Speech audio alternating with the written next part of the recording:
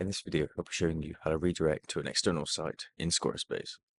So you have your old page, then you have your new page.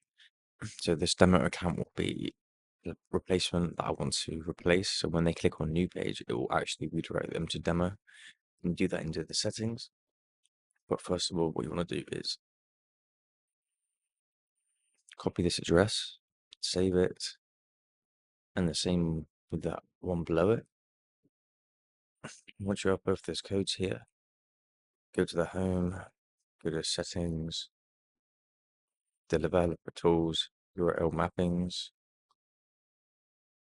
and then what you want to do is put in this.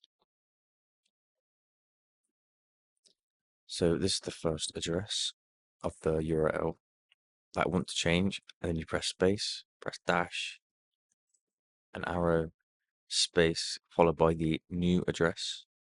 And after that, you follow the code with 301.